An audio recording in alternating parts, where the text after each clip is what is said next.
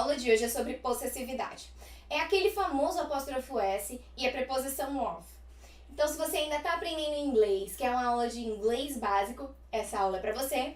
E para você também que já sabe inglês, mas que ainda tem dificuldade de utilizar esses termos de possessividade, também vai te ajudar bastante. Vamos lá?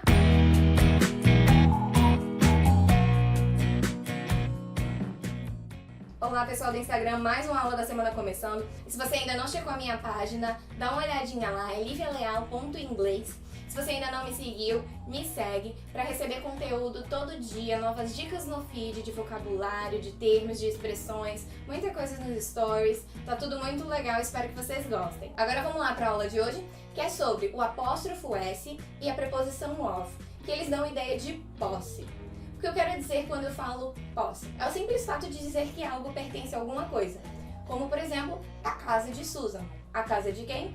De Susan. Então, algo pertence a alguém. Mas eu também ainda posso falar que algo pertence a alguma coisa. Meio estranho, né? Mas é verdade, algo pertence a alguma coisa. Como, por exemplo, a asa do avião. A asa é do quê? Do avião. Então, também é o sentido de posse. No inglês existem duas formas diferentes de se expressar possessividade. A primeira é o apóstrofo S e a segunda é a preposição of. Voltando à pronúncia, repete comigo, of. Tem um sonzinho leve de V, não tem som de F. Of, ainda mais o Y no final. De jeito nenhum, não é of. Preposição of. Então vamos começar com a preposição of, que é o mais simples e o mais parecido com o português. No exemplo anterior eu falei a asa do avião. Então se a gente traduz para o inglês, the wing of the airplane. Então, the wing of the airplane é a mesma coisa que a asa do avião. Estrutura simples, bem parecida com o português. Outros exemplos, Game of Thrones, que vocês já ouviram bastante, House of Cards, South of Brazil. Então sempre prestar atenção no som, que é of. Agora a segunda forma de expressar possessividade, que é o apóstrofo S.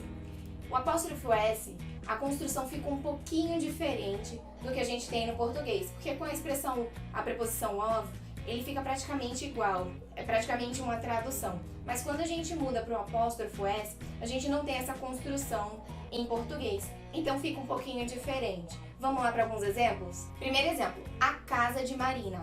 Marina's house. É só colocar o apóstrofo S após Marina, que eu vou dizer que a casa é de Marina.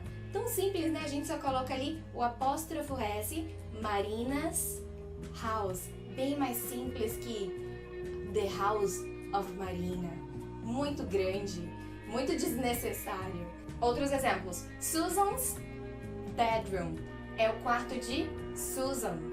Kim's car é o carro de quem? De Kim.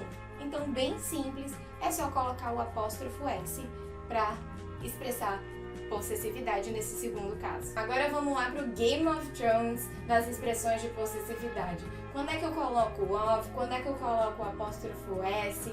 Eu não estou entendendo nada, Lívia. Eu só entendi que para ser possessividade eu preciso colocar o apóstrofo S e o of. Eu posso escolher qualquer uma das duas? Eu posso colocar qualquer uma que eu quiser? Não.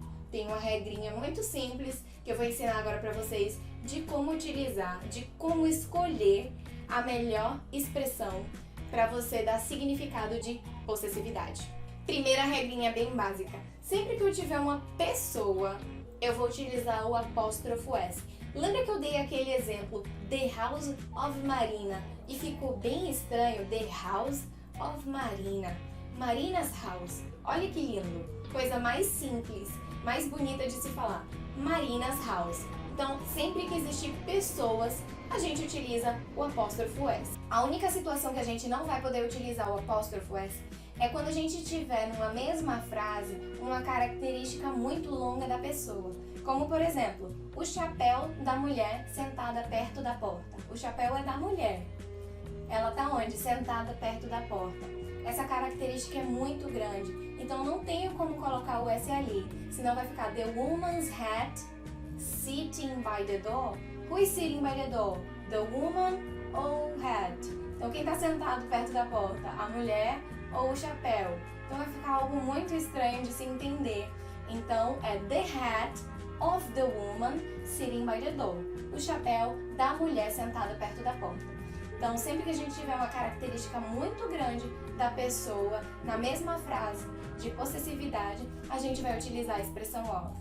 Segunda dica, também bem simples. Sempre que for uma coisa inanimada, uma coisa física, a gente nunca vai utilizar o apóstrofo S.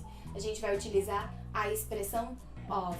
Que nem Game of Thrones, que eu falei pra vocês, Guerra dos Tronos. É dos tronos. Trono é uma coisa inanimada, então vai ser of. Outra dica é que a expressão of, ela além de ser utilizada para coisas, ela também pode ser utilizada para posicionamento de coisas. Como por exemplo, in the middle of the screen, tá no meio da tela. Posicionamento, também a gente utiliza a expressão of. Agora vamos lá para algumas situações que a gente pode utilizar tanto a preposição of quanto o apóstrofo S. A gente vai poder utilizar os dois quando forem empresas, companhias, organizações, como por exemplo, a decisão do governo. A gente pode utilizar the government's decision com o apóstrofo S ou the decision of the government. Os dois estão corretos, a gente só mudou a grafia e a forma de falar, mas o significado é o mesmo.